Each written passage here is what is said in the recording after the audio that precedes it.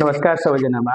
आज हामी चाहिँ एसई सन्दर्भमा 2082 को चाहिँ डिस्कसन गर्नेछौँ। इम्पोर्टेन्ट क्वेसन, एउटा इम्पोर्टेन्ट क्वेसन मैले राखेको हो केमिस्ट्रीबाट, रसायन विज्ञानबाट।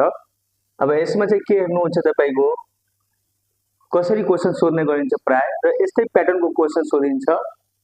सो एलिमेन्ट दिइदिन्छ, यो एलिमेन्टको नाम के हो हामीले थाहा छैन, A B C D E F G H गरेर दिइदिएछ। इलेक्ट्रोनिक कन्फिगरेसन दिएछ 21 22 23 24 25 26 गरेर 28 सम्म दिएछ। अब यसमा चाहिँ तपाईको के सोधिरहेछ कि which period element are given in the table, हामीसँग पिरियड सोधिरहेछ। त यहाँ ध्यान दिनु होला, मैले के भने नि तपाईको इलेक्ट्रोनिक कन्फिगरेसन बनाउनु भएको हो 8 क्लासमा, र एउटा एसपीडीएफ वाला पनि हामी पढेका छौं। त जुन चाहिँ तपाईको मैले के भने मानौ तपाईको 1s2 मैले क्याल्सियमको बनाइराछु, 2s2 2p6 3s2 3p6 हैन, 4s2। अब हेर्नुस् त यो भयो कि भएन, 20 वटा भयो। माथिको हामी काउन्ट गर्छौं, यो चाहिँ तपाईको यो लास्टमा भयो, किनकि एउटा हामी भन्छौं के एल एम र यो एन मा पनि त्यसमा दुईवटा मिनिमम इलेक्ट्रोन हुनु पर्यो। यसमा 8 र यसमा पनि तपाईको कन्टिन्युअस हुन्छ, जसरी 2n² को सन्दर्भमा। अब यसमा के छ कुरा, तपाईको 4s2 छ, त यो लास्ट अर्बिट भयो हाम्रो, जुन चाहिँ n मा पर्छ, तर के इन्ड छ यहाँ 4s2। यो 4 कोएफिसिएन्ट हो, जति कोएफिसिएन्ट हुन्छ त्यतिकै हाम्रो पिरियड हुन्छ। त यसमा टेबलमा के दिएछ, 2 दिएछ कोएफिसिएन्ट, सबैमा कमन के छ 2 छ। हेर्नु भइरहेछ 2 2 2 भेरिएबल मात्र चाहिँ 1 2 3 4 5 गरेर छ। त जुन चाहिँ कन्स्ट्यान्ट रहन्छ त्यसलाई हामी के भन्छौं, पिरियड। त यसको पिरियड कुन भइहाल्छ 2। अब 2 त पिरियड भयो, त कुन चाहिँ 2 मा त धेरै एलिमेन्ट, कतिवटा एलिमेन्ट छ हामीले मोडल पिरियोडिक टेबल पढेका छौं। त यसरी हाइड्रोजन र हेलियम भनेको पिरियड 1 मा पर्ने हो।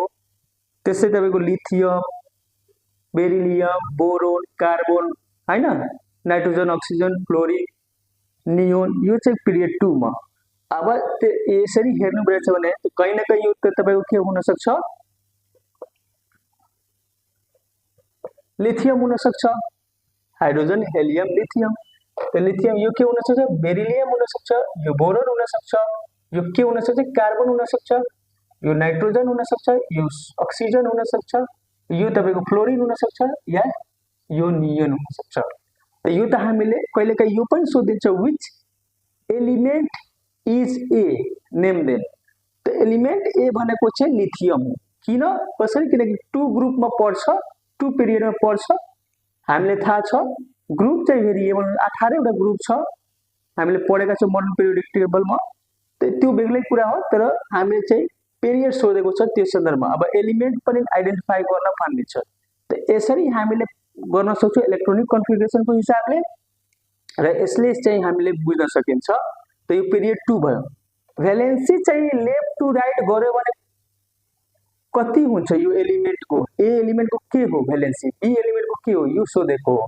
त यसमा हेर्नुहुन्छ भने एलिमेन्ट ए को जुन आउटर मोस्ट हामी मानौ सोडियमको बनाउँछौं भने, त हामीले बनाउँदाखेरि के हुन्छ, प्रोटोन 11 र यसको न्यूट्रन कति हुन्छ 12 हैन।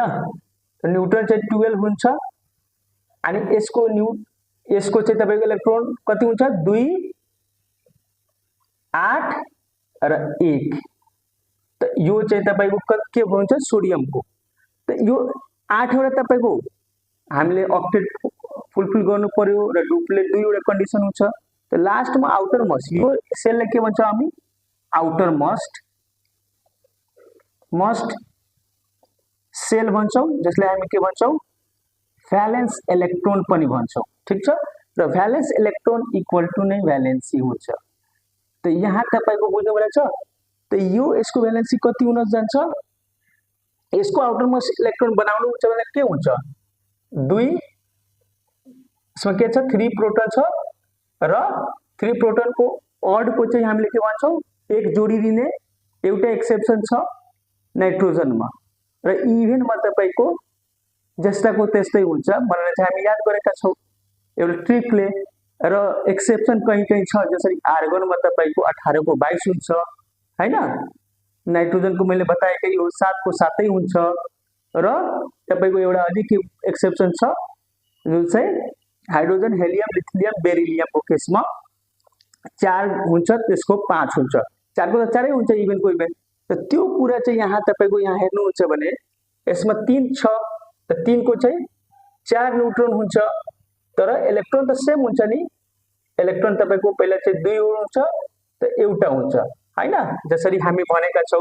Electron equal to proton equal to atomic number हैन त यो मैले बेसिक कुरा चाहिँ तपाईले पढ्नु भयो होला मैले खाली क्वेशन सल्भ गरेको भन्नुहुन्छ भने नेक्स्ट टाइम म सजिलो भिडियो पनि बनाउन सक्छु बेसिक कुरा पनि राख्न सकिन्छ त यसको के भइन्छ valency from left to right यसको 1 भइन्छ किनकि आउटरमोस्ट इलेक्ट्रोन चाहिँ एउटा छ यसको 2 छ एउटा 3 छ त 3 सम्म तपाईको चाहिँ जति भ्यालेन्स इलेक्ट्रोन हुन्छ त्यतिकै भ्यालेन्सी हुन्छ 4 सम्म पनि भने 4 सम्म पनि भन्न सकिन्छ तर 5 देखि तपाईको हाम्रो शेयरिङ वाला कुरा आउन सक्छ किनकि नन मेटल हुन्छ र non metal are have tendency to share electron हैन त यसो 5 मा तपाईको के हुन्छ 3 एउटा फर्म छ ऑक्टेट बनाउनको लागि स्टेबल बनाउनको लागि यसको भ्यालेन्सी 3 भइहाल्छ यसको 2 भइहाल्छ यसको 1 भइहाल्छ भनेको भ्यालेन्सी इलेक्ट्रोन एलिमेन्ट ई को भ्यालेन्सी चाहिँ 3 हुन्छ एफ को चाहिँ 2 हुन्छ जी को चाहिँ 1 हुन्छ